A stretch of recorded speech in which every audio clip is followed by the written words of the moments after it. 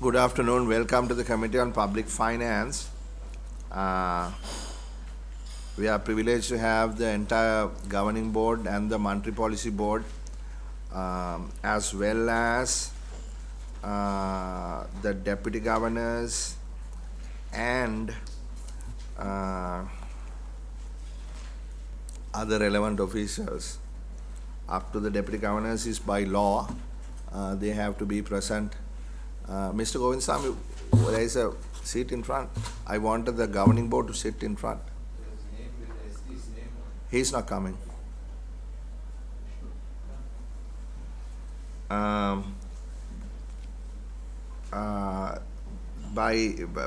designation, that you be heard by us once every 4 months.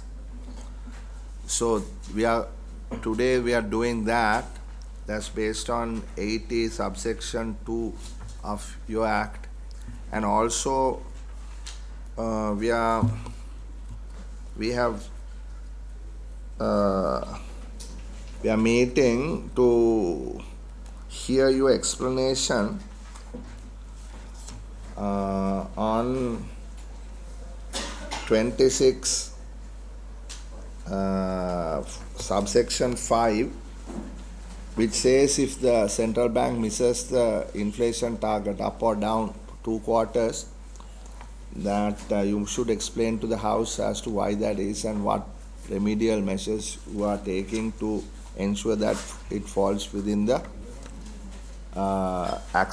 legally accepted band. So that's our objective today.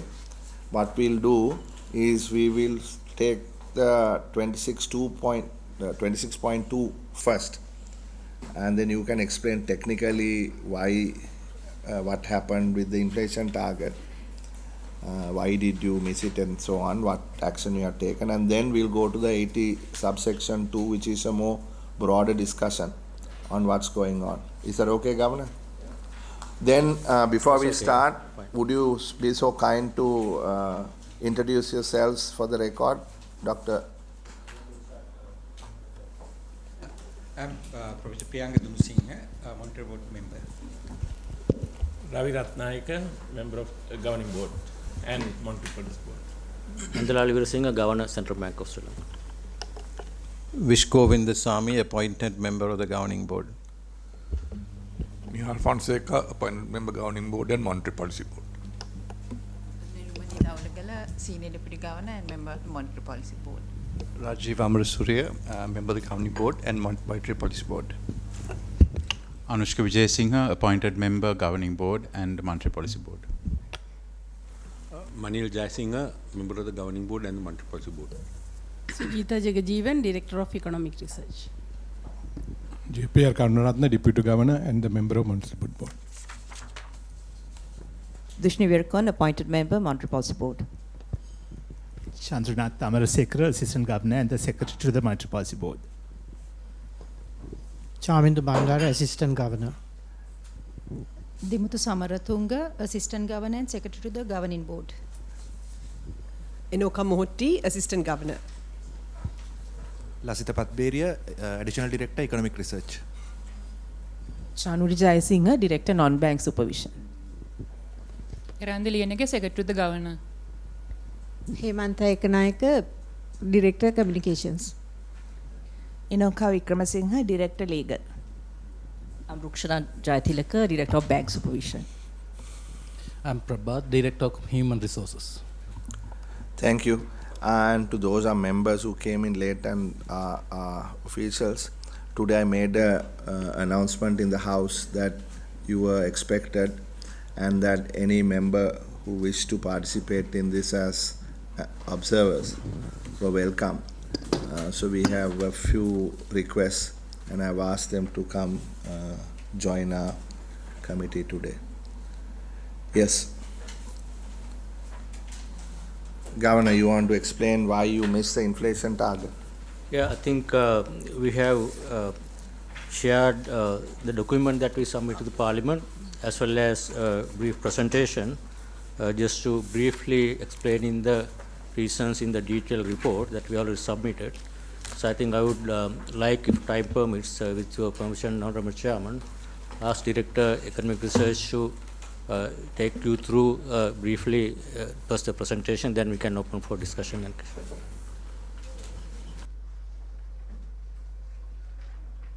Now, while as governor, now this is a bit of a awkward situation because you missed it downwards, right? But the problem is if you miss it upwards. But what is the? You just come here and explain, and then what happens? we have explained what are the actions we are going to take to come back to the normal what our commitment to the targets. So this is explaining what has happened, and then explain the measures that we will be taking to come back to the 5% target. So that's what is required under the law, I think, under section 26. Governor, for the knowledge purpose, can you briefly explain the economic reasons why there's a ban and why a country should particularly be within that ban, and what is the basis of that? Yeah, I think this was asked even last time by the Honorable Chairman. The basis to have this new monetary framework, what we call inflation targeting framework. The basis for the inflation targeting framework in any country is to announce mandate to be given to the central bank by the authority, that is the Minister of Finance, under the act, like any other country, give us a mandate. This is what our mandate to maintain inflation at a certain level. So once we have that mandate or target, then our responsibility is to deal with that. So basically, idea here is that the government has a right to decide what is the appropriate level of inflation for the country, based considering all the facts. This is how all the other countries are determining, and what we had earlier under the earlier act, we had set targets by our own without getting the mandate from someone else, from the administration. So New Act says we are accountable and responsible to deliver that, so that this is a consultation with the government and the central bank, do a lot of work, what is the appropriate level of inflation for the country. On that basis, we came to agreement and signed a MOU for 3 years for us to maintain inflation around 5%. So that's the basis. I think why 5%, and we can have a technical discussion. A lot of work went into to find out what is the appropriate level of inflation for a country like us at this stage of development. This obviously can be revised going forward at any time with the consultation agreement with two parties, but 5%, I think we look at the several other markets and similar countries in the region, and also especially countries that adopt inflation targeting.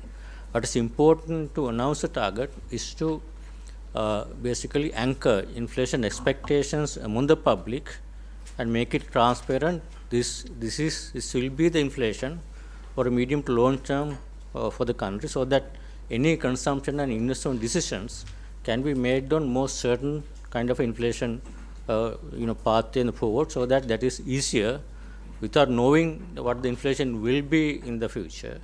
Then it will be difficult and a lot of uncertainty. I think that's the most important economic variable for any investment consumption decision. That's the rationale for honorable member your question. Why we need to have a target.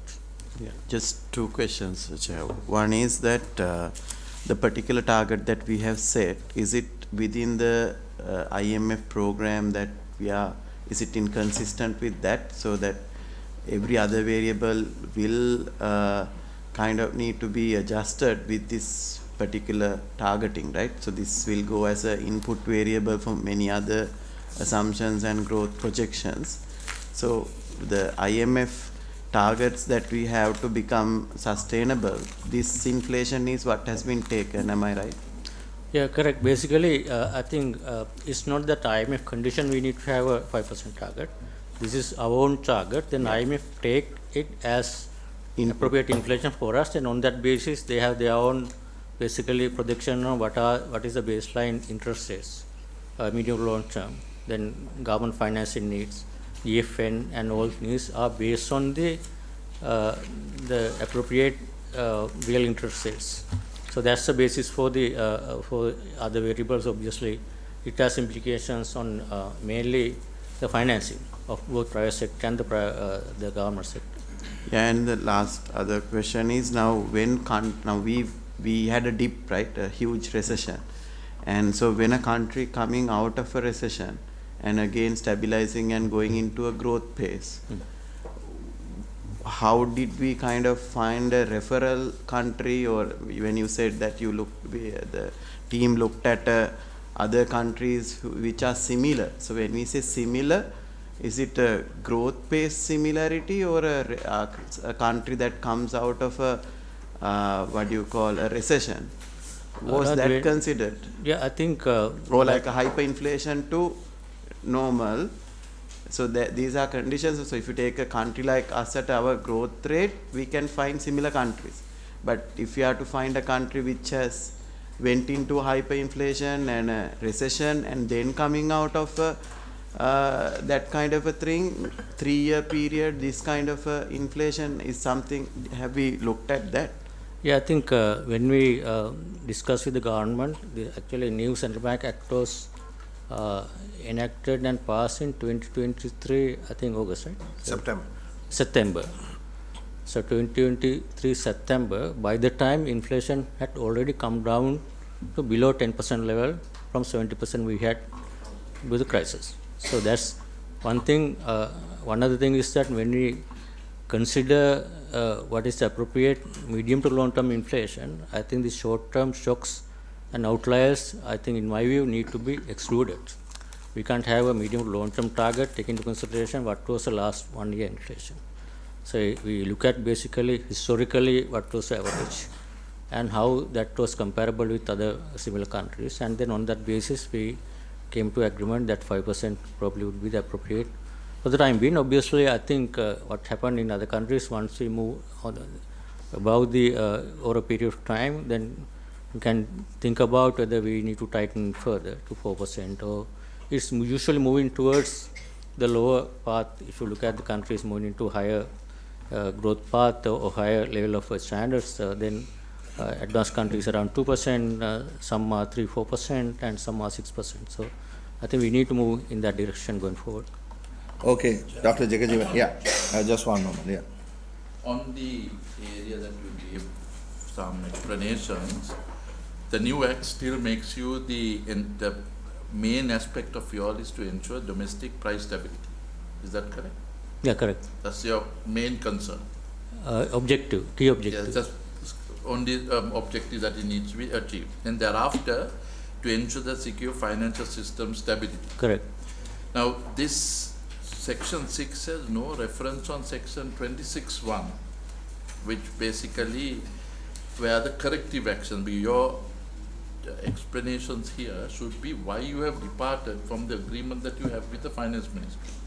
The finance minister has wanted a 5% with a rather broad 3 to 7% on either side, and the last 2 quarters you have not been able as a team to achieve that. Yeah.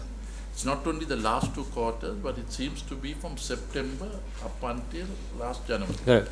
So on that basis, the policies that you pursue on an independent basis don't seem to be viable, because your anti-inflationary approach alone is not the only solution or not the only panacea for all ills here. Now that has strengthened the rupee, impact on the exporters, and your explanation saying that you all are departed has been because of the rupee has appreciated and other fiscal matters. So we would like to answer exactly as to why the independent central bank, from your monetary policy, where have you departed?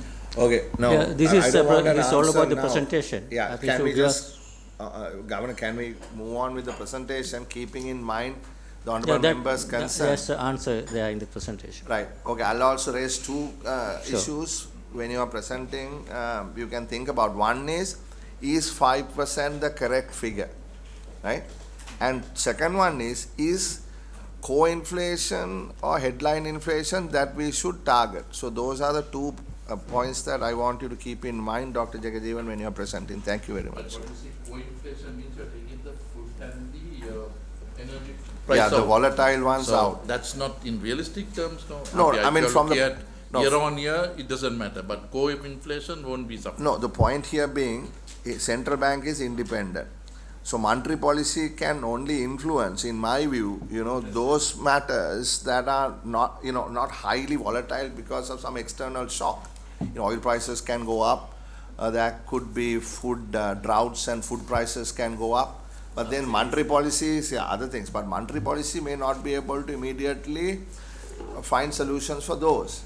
So I'm just saying, as you explain, keep that in mind so that we can have a discussion on that after the presentation. Thank you. Go ahead. Good afternoon to the honorable members of the committee. We have put up a few slides to explain, summarize the report that we have submitted to the Parliament.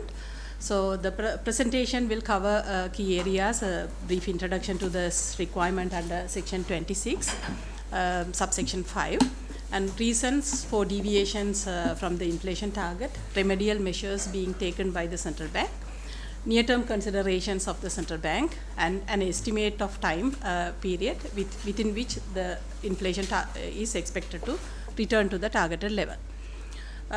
If I go through, under the new Central Bank Act, the Central Bank's primary objective is to achieve and maintain domestic price stability. And under this requirement, the Central Bank is expected to sign an agreement with the government that is called Monetary Policy Framework Agreement that is setting the inflation target applicable for Sri Lanka. So this agreement was entered in October 3rd, and that specifies the definition for inflation target to be achieved by the central bank under this section. So the inflation target is defined as the quarterly inflation based on Colombo Consumer Price Index, and that is targeted at 5%. At the same time, there is a definition about inflation target miss, and that target miss has been defined by a margin of plus or minus 2% from the targeted level. So the Act defines that inflation, the central bank is said to have missed the target if for 2 consecutive quarters the quarterly inflation is either below 3% or above 7%. And as per the definition, we have missed the target for 2 consecutive quarters, the second and third quarters of 2024. And the requirement under section 26(5) says that there should be minimum 3 components in this report to be submitted to the Parliament and later to be published to the public. One is the reason for the failure to achieve inflation target. The second, remedial actions proposed to be taken by the central bank, and an estimated time period within which the inflation target shall be achieved.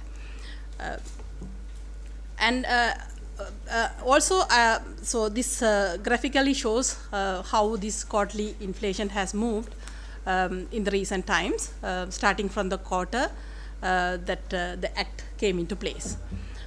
So we can see that there has been a target miss in quarter 2 and quarter 3, and now we have the data for quarter 4 as well. So that also suggests that the target miss continues in the 4th quarter as well, with the deflation of 1.5% quarterly inflation. And the reason, the first section is about the reason for deviation from the target. So the reason for this target miss has been mainly driven by supply side inflation, and supply side inflation was more benign than we initially anticipated. That's largely contributed by the reduction in energy and transport prices and some moderation in food prices. The major factors contributing to this target miss has been significant electricity tariff reduction in March and July, and continued decline in domestic fuel and LP gas prices, some moderation in selected food items, and also the reduction in water tariff. The first component has contributed the largest portion of this target miss, while other components also have slightly contributed to the lower inflation recorded. And however, the co-inflation, average co-inflation has been quite steady at 3.8% in quarter 2 and quarter 3. And if you look at the reasons for this deviation, we have here shown the decomposition chart categorized based on the major categories in the consumption basket. And it clearly shows from March onwards, the blue bar that shows this category of housing, water, electricity, gas and other fuel, which is the largest component in the basket as well. And that's mainly driven by that category. While some of the transport category also has contributed to this negative inflation, while other components have been showing a small positive contribution. And another factor that contributed to this deviation is continuous appreciation in currency. And during the first 9 months, rupee appreciated by 8.2%. And that appreciation was spilled over to the imported prices, and that also had some second round effect on some prices.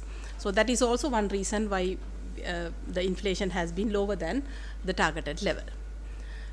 So even though at the beginning of the year we expected inflation to be relatively higher due to the change in the VAT rate as well as the removal of exemption applicable to certain categories of goods and services, that VAT impact has been partly set off by this impact on supply side factors. And also what we have noticed is some of the change in this value added tax has not been passed through to inflation, and the second round effect of VAT has not been that severe. And here we are showing the category wise headline inflation for the subcategories in the basket, and all major categories have shown a notable disinflation path, with some categories like transport and housing, water, electricity category showing negative year-on-year inflation, while other components is showing a smaller positive number.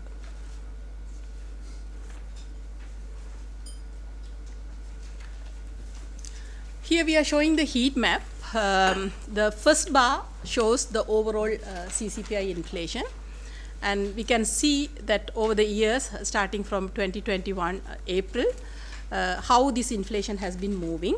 We started seeing the pressure on inflation from latter part of 2021. So inflation moved from around 5% range towards touching the double digit level, then gradually picking up to a very high level of, so that very high level is shown by a red color shades. And since then, after peaking in September 2022, the inflation has been recording a gradual dissipation, and the recent times are showing the negative components. And if we see the contributions coming from other sectors or other categories also, we can see that the red part that was observed in mainly the mid of 2022 has been contributed by transport, food inflation, as well as some of other components. And the recent ones, that's the concern at present, is we are showing a very low inflation, and that is shown by a light color shade of blue and light green. And you can see that that is mainly coming from housing, water, electricity category, and also transport category, while food inflation is also moving towards a lower shade, light shade, that's also showing a quite low food inflation. The second section is about remedial actions being taken by the central bank. In general, central banks prioritize demand side pressures mainly. However, they are mindful of the supply side shocks as well, and there are spillovers on other categories and the persistence of inflation, and also the impact of supply side inflation on supply side shocks on inflation expectations. So after inflation has peaked at 2022, we have seen a sharper disinflation path. So that has helped us to start the easing cycle much earlier than anyone expected.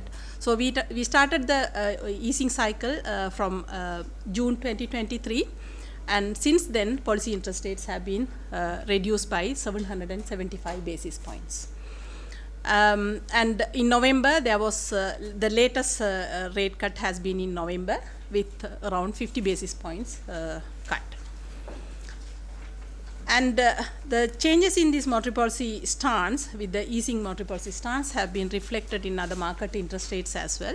Here we are showing the changes in key interest rates of the commercial banks as well as government securities yields and the money market rate AWCMR, which is the average weighted cold money rate. That is the operational target of the flexible inflation targeting framework. So during 2023, we have seen 625 basis points cut, 600 basis points cut in 650 basis points cut in policy interest rate. For that, the corresponding changes in other interest rates have been shown here. The largest decline has come in government securities yield with 16 to 18% reduction in 2023, and prime lending rate by 15%, and other commercial bank deposit and lending rates have come down by around 12% during 2023. That reduction in interest rates continued in 2024 as well, and around 3 to 4% reduction was achieved in the commercial bank rates, while 4 to 6% reduction happened in the government securities yield. And the reduction in government securities yield and the prime lending rate continues in 2025 as well.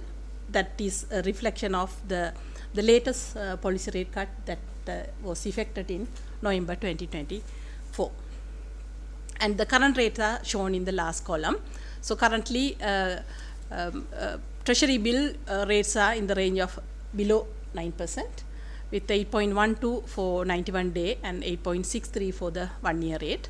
And prime lending rate is staying around 8.65%, and new weighted average lending rate of the commercial banks at 11%, and weighted average deposit rates are around 7%.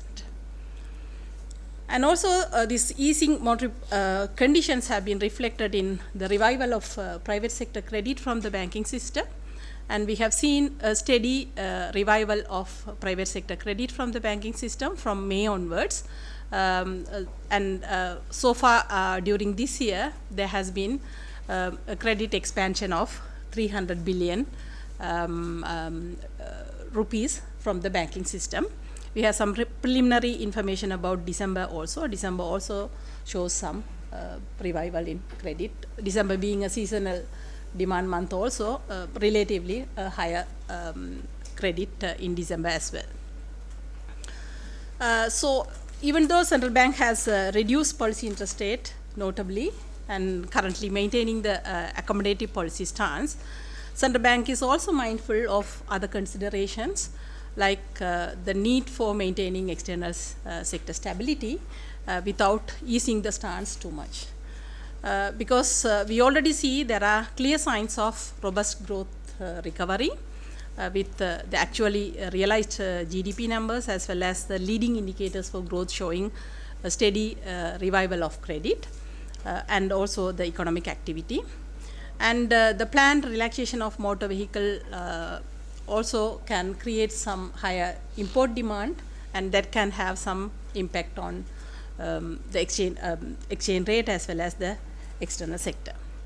And also the future movements of key commodities that the country is relying on for imports. So though some projections suggest that the crude oil price and all will be lower than last year, there are a lot of uncertainties on the geopolitical front. So we should be ready to face any external sector shocks. So central bank is mindful that overly accommodative monetary policy stance could exacerbate import demand at times of resumption of debt service payments, posing risk to the external sector stability. And also here we are showing the chart of inflation path as well as the index. Usually we see a different interpretation of inflation as the reduction in cost of living, but cost of living can be reflected by the change in index, So we can see that the index continuously being at elevated level after peaking in 2022. So we are not trying to say that cost of living has come down. What we are trying to say is inflation has come down, so the rate of price increases are currently negative. And the third section of this requirement, an estimated time period within which inflation target shall be achieved. So based on the currently available information and based on the forecast we have done for the last monetary policy cycle in November, we project that by third quarter of this year, inflation will come towards the targeted level. And it will stay around the targeted level since then. And this is the fan chart that we have produced in November. And currently we are in a cycle, and we will be publishing the revised fan chart next week after the announcement on the 29th. As per the current forecast that we have done in November, the inflation is expected to come back to the targeted level and stabilize around the targeted range over the medium term. And we have shown a red dot that shows the quarterly average for quarter 4, and which shows that that is in line with what we have projected earlier. Thank you very much, Director Economic Research, for that comprehensive presentation on what you think are the reasons why you missed this target and what measures you plan to take. The first question I have, we have many questions, I'm sure. The first one I will ask you is, I mean, this whole supply side, like the member earlier mentioned, you're putting all the blame on the supply side, right? So then the question is, how effective is monetary policy, right? What is the transmission of monetary policy? How potent is monetary policy? Has it become important? For instance, now you are already seeing, your inflation, headline inflation, you said, minus something for quarter 4, and you're not seeing it going back up in the next couple of quarters. Now already you have dropped rates fairly to the, lower possible. So how much more can you drop rates to push price increases up? Yeah, so that's my point. So the tools that you have, obviously, is the tools that you have in your monetary policy toolkit. Yeah, on the monetary policy toolkit. So therefore, the question is, let's try to, dichotomize here the supply side and the demand side. And from what we see, the transmission mechanism is taking time, and potency of your monetary policy seem to be, fairly lame. So those are the two questions I have. Yes, please. This is one question. What are the downside effects on the government? Because the government wanted 5% inflation, and I think there's a massive fall in the inflation. There has to be some downside to this impact, right? The inflation staying at 1% and below that also. So I'm sure this affects the production process and all of that. So, I mean, isn't this a problem for the government when we can't keep the inflation at the level that we want to keep it? I think. No. Let's get these three resolved, and then based on that we'll go for. So I'll start with the I think last question, whether the negative inflation has an impact on the government. I think I would say negative inflation, positive, negative impact, we have to look at for the whole economy, not only for the government. So in that context, I think in our view, the negative inflation for a short period after very high inflation and very high level of prices, I think is positive for the economy. The reason being that if you look at this the level of prices from where we had the price levels in the economy before the crisis and where we are now, so price levels are still pretty much high and remaining at a certain level for a period now. But still, if you look at the kind of impact on the economy of this higher levels, I think it would be a concern for the economy if this deflation is going to retard the production that we are not seeing for time being. For example, from 2023 onwards, all the projections actually economy performed better than what was expected. For example, 2024 growth is going to be well above 5% compared to 3% what was projected. Even earlier it was lower but performed better. So I think maintaining a deflation or lower or stable price level is good for the economy if economy is performing at least above what we expected. Obviously, it's a concern if with the deflation, economy is also contracting, then obviously we have to push more to expand the economy. So I think in our view, I don't think we need to, there's no negative impact on the overall economy because of the deflation. It is I think, a kind of a relief for especially for people who are still not being able to catch up with what they have lost in terms of their affordability because of the high price levels. That obviously if you push further the higher levels with trying to achieve 5% inflation, that will have a negative impact on people's ability to spend in real terms. I think that's for a short period, that's good. Again, concern is that if that's prevail for a long period, obviously that's a concern. That's why we want to bring back to the inflation to a normal level over a period of time. That's why these policies are aimed at to bring that to a level what we think 5% is appropriate under normal economic conditions. And they are also, we all know monetary policy, what we do today will have impact on 12 to 18 months. So that's the time frame to have a full impact on the demand side. What we are basically controlling through interest rates is to maintain the aggregate demand at the right level. So when you look at current aggregate demand in terms of indicators, first one is the credit growth, credit moving into the economy is even now moving faster. Even the demand for imports, even at current levels of this interest rates, are basically moving higher. So which are indications of even that's where even co-inflation, which is the reflection of where the demand levels, moving well above 3%, close to the targets.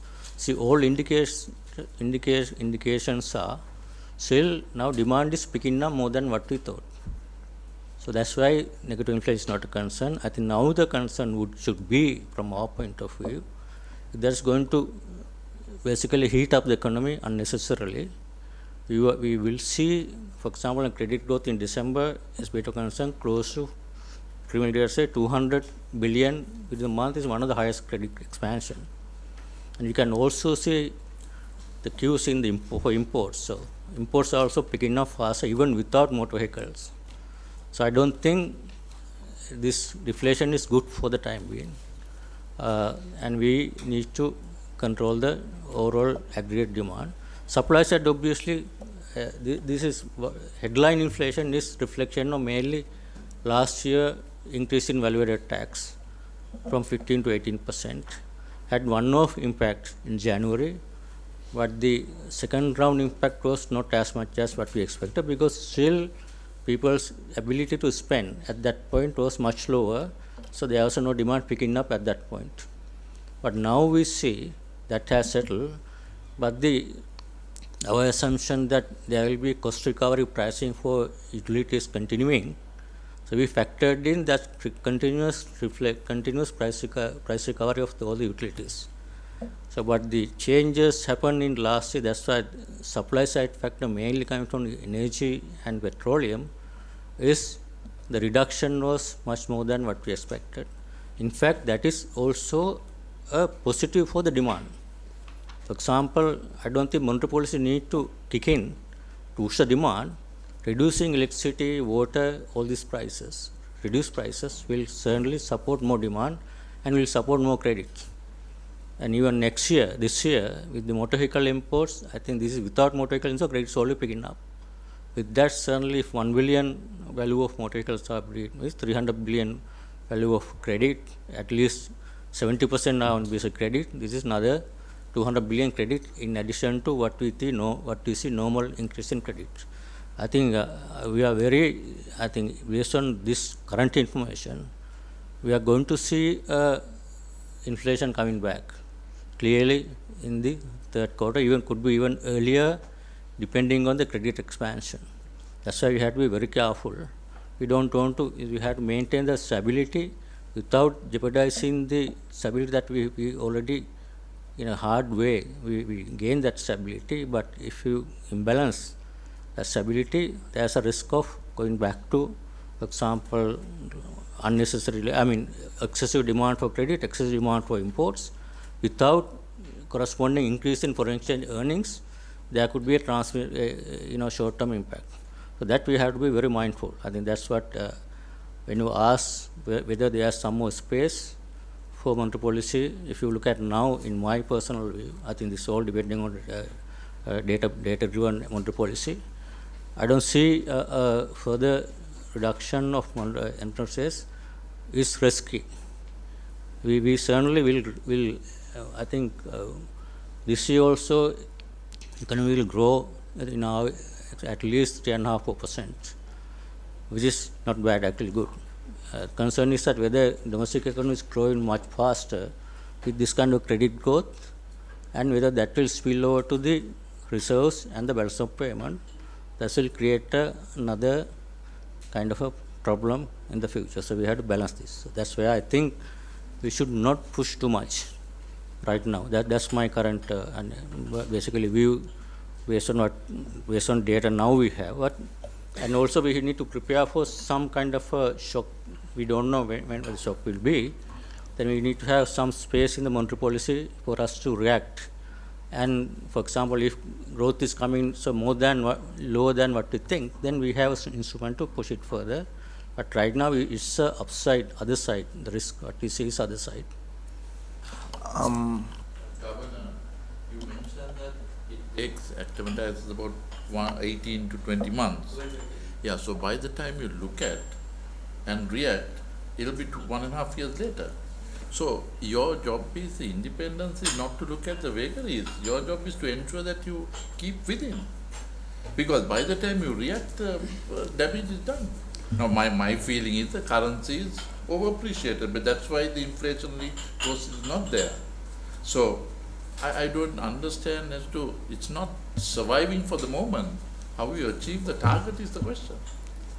No, remember my submission here is that your argument is that we should have had 5% inflation now, not negative inflation. No, why do you agree with that? Was the agreement with the finance minister? Certainly, that was an agreement. That's why we have if you look at the inflation target, not only any country, you can't target today inflation by today policies. That's the reality. No central bank in the world. That's why monetary policy is a forward-looking policy. Can I follow? Yeah. So, are you finished? Governor, are you finished?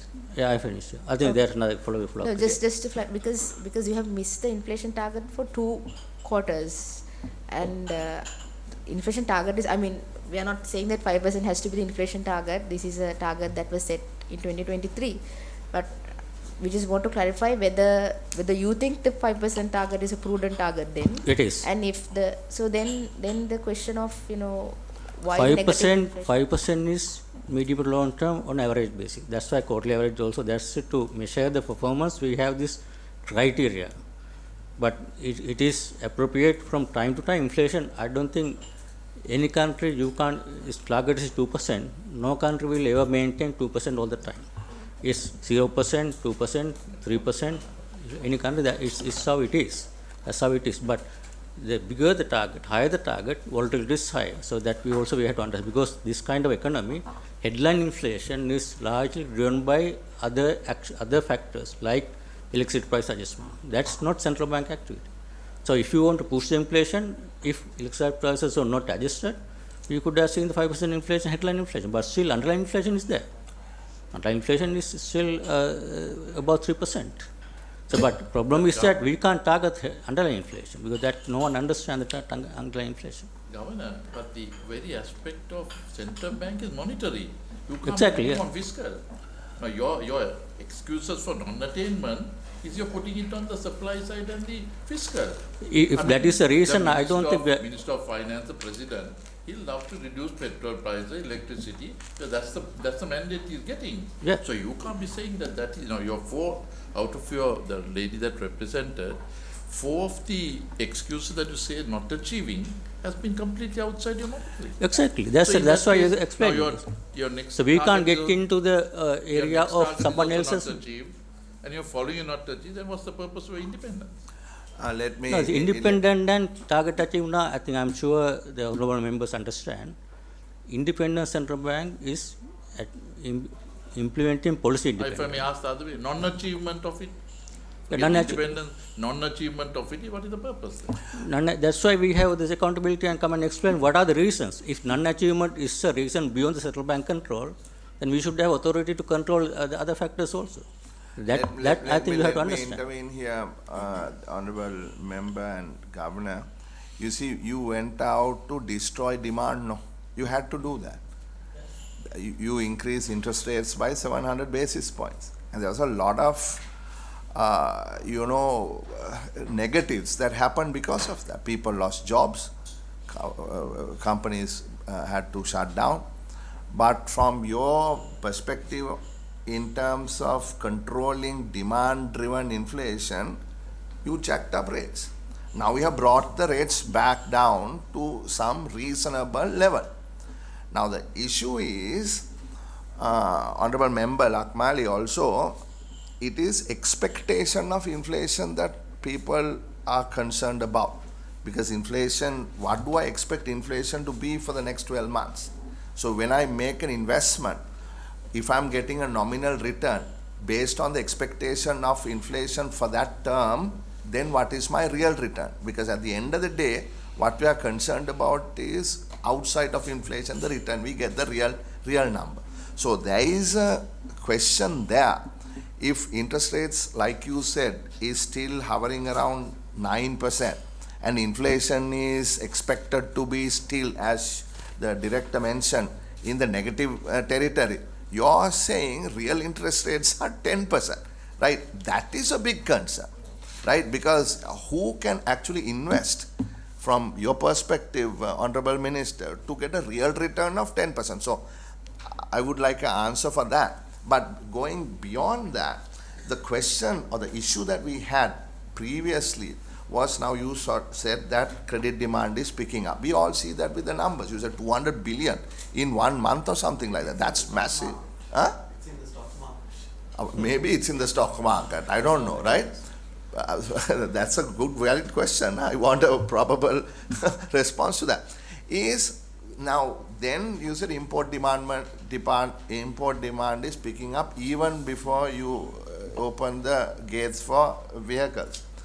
Now, what used to happen is the following, if I explain. Demand goes up, rupee depreciates. Government doesn't want the rupee to depreciate so much because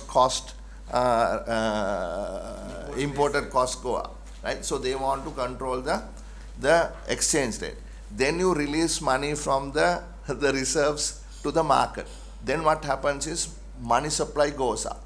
When money supply goes up, what happens is money supply goes down because you're releasing dollars to the market, money supply goes down, interest rates go up. When interest rates go up, the government doesn't want interest rates to go up. Then what do? They print money back into the market. Then interest rates come down. You sterilize the impact. And this continues, and ultimately what happens is the rupee also depreciates, inflation goes up, and then, and the worst case scenario, we ended up with a massive crisis. So the independence we brought in specifically after this crisis to stop the central bank from doing that. We have taken away that punch bowl, as you used to say 20 years ago. Party is going, we withdraw the punch bowl, there is no more fun to be had at the party, if you get my gist. So therefore, there is no way that you can continue to buy government securities in the primary market. So therefore, we have controlled, restricted the independence of the central bank by actually doing that. Review of the central bank last year also, I think inflation is mainly supply driven. That's what I Yeah. mentioned last time also. Now, if you really look at what's going to happen, now as we speak, last week 30% drop in electricity rates. Government is going to push enormously to improve supply, right? Because we need to bring there was a chart nice that the cost of living has not come down, right? So it's going to be supply side activities for the next probably 3 years, I can say. Right? So then when you mention that it's going to come up to back to the normal side, the 3 near-term considerations, out of the 4 points, 3 points are fiscal. 1 point is monetary, that's the overlay accommodative monetary policy stance, right? So looks like the target that we all agreed, not only central bank, is not a practical target in the short term, maybe in the long run, right? So what is the effectiveness of us doing day-to-day activities on a target which is everybody knows it's not going to get achieved? One. Second question I have is, now if you really look at the development is the market interest rates, if you can go back to that slide, you see the margin between the bank rate and the lending rate during a particular period, right, that where the hyperinflation was there, banks were lending to people and adjusting interest rate at 30%, 29%, right? Now when things settle, it has brought down. So did the central bank lost its control during the period of May 22nd, 22 and 23, where the private banks went ahead and kind of bombarded the entire country, and the SME sector is 29% and now showing 20%, 25% profitability. Now where was central bank's role in that? Now there's a very close thin line now because your policy rate and the interest rates are very close to each other. Now when things are bad, the lending rates went up to skyrocketed. And was there any control in that period? Just before you answer, Governor, there's a point I want to make, housekeeping point. Members, because we have two reports, no?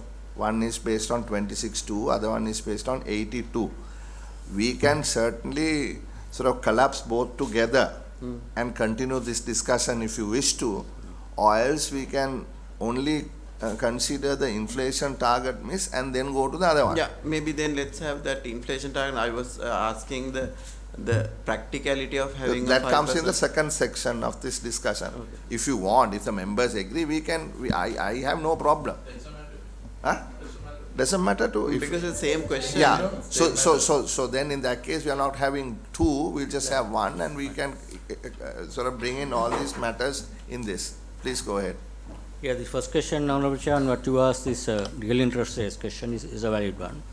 So when we look at for monetary policy purposes, what we look at the real interest rates is in the forward-looking basis. When you work out real interest rates, current inflation and current interest rates is what we call real interest rates, what is happening currently. But usually for monetary policy, you look at what is expected inflation and then what is the interest rates. So expected inflation is that we target is 5%, the interest rate is 8%, real rate is now 3%, which should be technically little higher than the growth. So that's a positive for the economy. But when the inflation moving in this volatile situation, real interests are obviously moving up and down significantly. If you look at the real interest rates, peak of the crisis 2022 is very, very high. But still, compared 70% inflation, but that is negative. So it's turning around. So that's why real interest rates always need to look at the forward-looking base, like the monetary policy. That's one question. Then the question on honorable members on the. Almost 10% real interest rate. That's what I say. Current, that is based on current inflation. Yeah, but what the director showed us is that in the near term, inflation is going to be still in negative territory, right? Yes. Now So then, if the rates are, fine. say, let's 8%, we are still looking at 10%, 9% real interest rate. Now the question here, whether these real interest rates are affecting the credit growth or economic activity. That's the outcome now. But we all intend the target is to have a balanced credit growth and recovering the economy. If that is not happening even under the current high real interest rates, then obviously there's a case for us to reduce further. But right now, as I said earlier, there's no suppression, no retard basically on the credit growth as well as economic recovery, even with this current negative high real interest rates. So if you want to bring it down further, by bringing down interest further, that will have an impact on the next 6 months, the inflation as well as the growth. So that's where I think real interest rates, high real interest rates are affecting growth, economic activity and credit. Obviously, we see that's a set for us to reduce further. That's why I said earlier, we don't see that right now.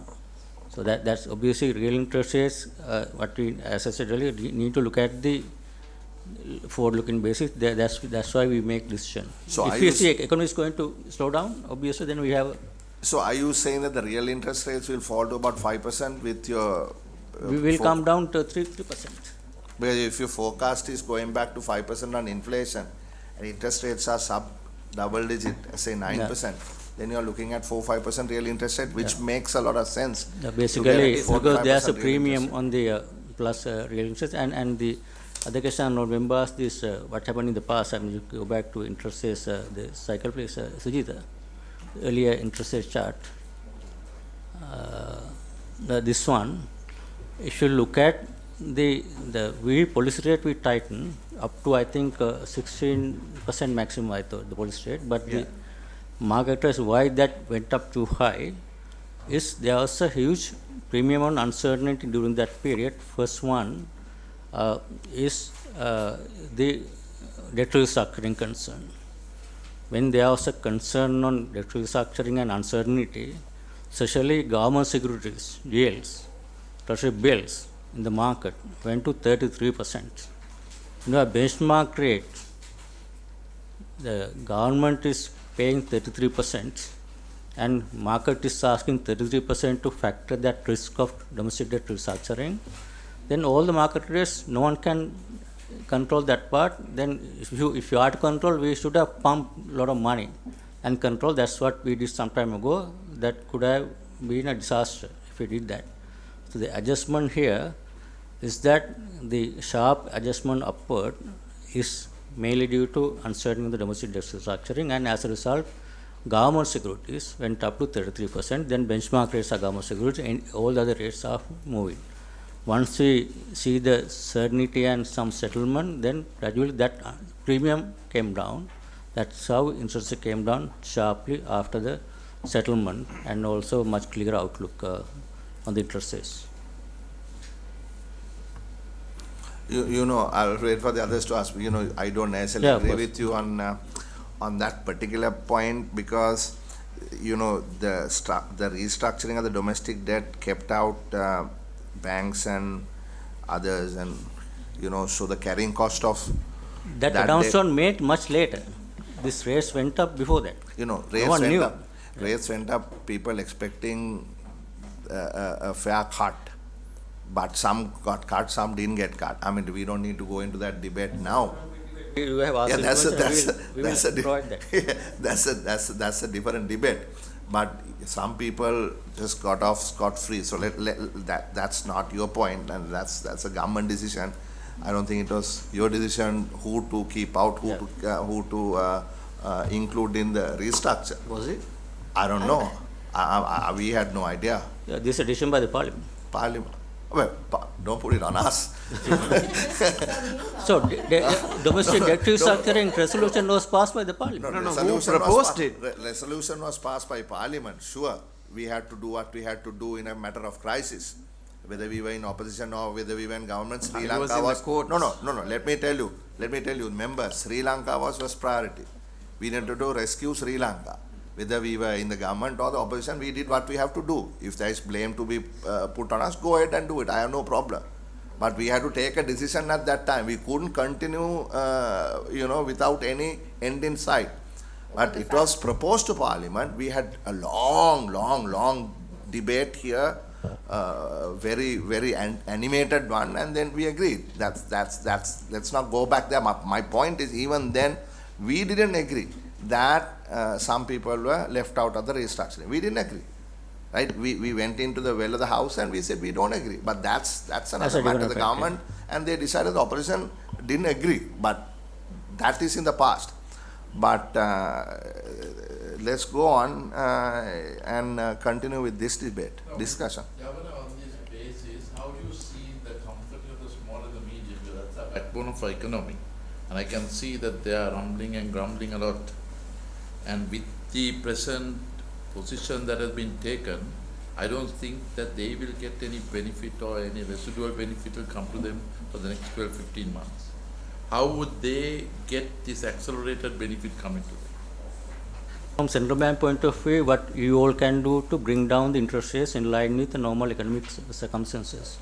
We are seeing, if you look at the market interest rates now, it has come down to a level that we had even before the crisis for everyone, including the prime lending, government, and also with the premiums of... But Governor, realistically, the small and medium are borrowing at 16, 17, 15 to 17. They are average one. So they are not in the... Sorry, I think I can show you the data, what's from the bank So we are compiling a rate for SMEs also. So that rate peaked at new SME rate. That rate peaked at 26.9 in 2022, and that is currently at 11.85 weighted average rate. Well, they meant you, no? No, I think Honourable Minister, before you start, on a housekeeping matter, if anybody wants more tea, put your hand up, we can get more tea, water.